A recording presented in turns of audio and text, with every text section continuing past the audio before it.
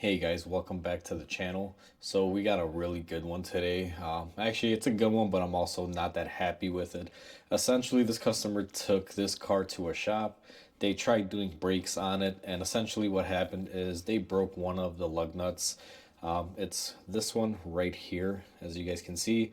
Now, I'll kind of show you once I get the new lug nut. This uses a fancy style for these rims. It's basically like a spline type of lug nut, and you can see it's pretty much broken in there. I'll try to get you guys in there. I don't know how much you can really see, but essentially we got to get that off. I'm not gonna lie, even though this is pretty good content, this is one of the things that I hate the most. It's basically a shop that couldn't do the job, and then they basically said, sorry, we can't do anything for you, and just, told the customer to mosey on down the road.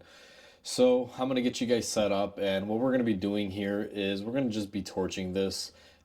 You can drill them. It takes a long time. These wheels are not in the best shape. This customer doesn't want to pay me to drill them, so what we're going to wind up doing is using the torch to get them off.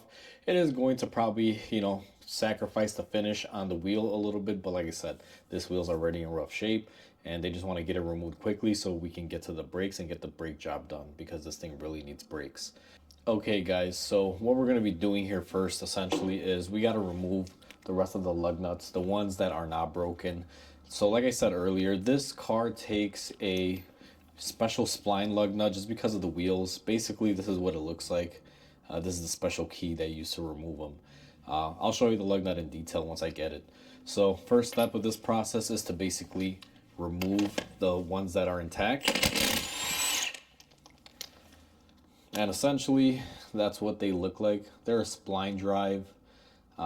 These are mainly used when you get an aftermarket wheel. They're very, very thin, so it gives you enough spacing when you have a wheel like this that doesn't have a big wide hole here. So, they're good for that, but honestly, they wear out. So I went ahead and I removed all of the lug nuts that are still intact. So now what I'm going to be doing is grabbing my torch and basically melting out the stud and the lug nut that's left over. Plenty of different methods to go about it. Just this one's the quick, cheapest way for the customer, so this is what they're opting. So I'm going to set you guys up on a time lapse, and I'm just going to get this done. I can't really get in there with the camera and with the torch because I don't want to mess up my equipment, but I'll kind of keep you where you guys are and just show you the process. So one piece of advice that I do want to offer to you guys is to make sure you guys have proper safety equipment when you're doing certain things. Now, I'll be honest with you, I'm not a safety expert here. I should technically be wearing glasses all the time when I work, but I don't. So I just kind of, have my own way of doing things. But what I do when I basically use my oxyacetylene torch is you want to have eye protection, not only just in case you get something in your eye, but also for color. As you can see, these are basically tinted, so that way I don't blind myself. So I just wanted to throw this out there. Make sure you use proper safety equipment.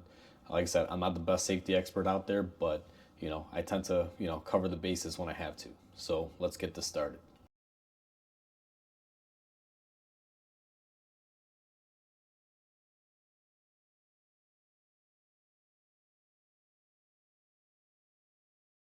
Okay, so now that we have the stud melted off here, I've let it cool off and everything, so everything's good to go. You'll notice that we basically went dead center on the stud, and I'll show you the rim here. Let me grab my light. And here at the rim, you guys can see the outer edge we kind of left alone, and we just basically melted the stud in the center. Now what I'm going to do is grab my screwdriver and basically clean up all the shellac that's left over from me heating it up and getting it out of there. And as you guys can see, very minimal damage to the rim, just about right here is where we got a little bit of scarring, but overall not too bad. You don't want to heat these up too much, plus this is aluminum. It does dissipate the heat really quick, so you really have a limited time to do this. You got to be quick and fast.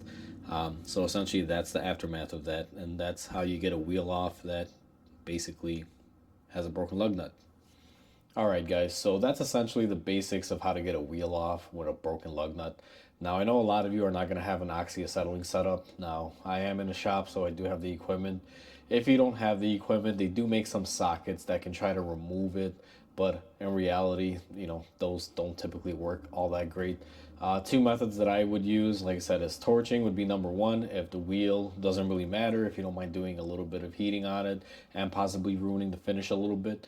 But if you are worried about the finish, what you'll have to do basically is drill it out. So You know, those are the two methods that I typically employ. In this case, we used the torch. Customer wanted it done quick, cheap, and easy because they needed to get down to the brakes because we need to do the brakes on this. So I'll catch you guys on the next video. If you like my content, please comment, like, and subscribe. I hope you guys have a great day, and I'll catch you on the next one.